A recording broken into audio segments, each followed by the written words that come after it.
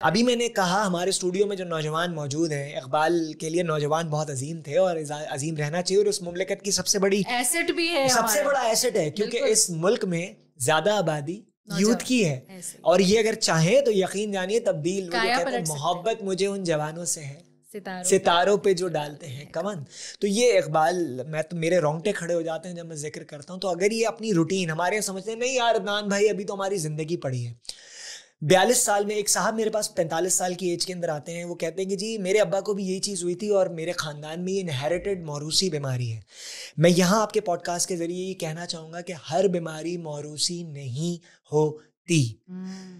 क्यों नहीं होती? कुछ हमारी जो ये जो वर्ल्ड वॉर 2 के बाद, जंग अजीम दोयम के बाद फास्ट मूविंग कंज्यूमर गुड्स का जो दौर आया, हमें जो शेल्फ्स के ऊपर रखी हुई चीज़ें स्नैकिंग करने की जो आदत, प्रोसेस्ड फूड का जो आया, हमारे बच्चे को हम सबसे बड़ा प्रोसेस्ड फूड जब वो पैदा हो जाता है, इसके बाद दूध के बाद जो शिरलैक है, इस तरह की जो चीज़ें देते हैं, दैट इज प्रोसेस्ड। आप घर का क्यों नहीं देते?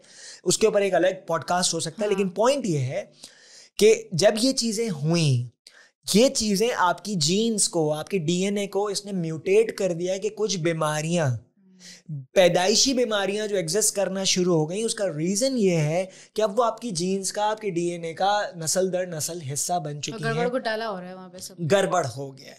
उस गड़बड़ को भी आप किसी तरह हैंडल कर सकते हैं, लेकिन हर बीमारी, जैसे थैलेसीमिया, उसका कोई जवाब नहीं है आपके पास कि ये क्यों हुई, माइनर थे, 2 मेजर हो गया। इसका रीजन कि भाई नस्ल दर नस्ल जो चीजें चलती आ रही हैं उसमें वो म्यूटेट कर गई और वो बीमारी हमारी ब्लड स्ट्रीम का हिस्सा बन गई है।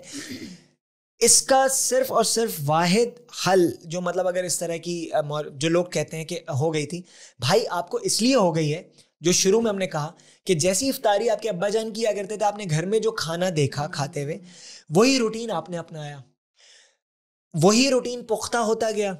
जो आपके वालिद करते थे आपने भी उसी तरह से इनटेक किया।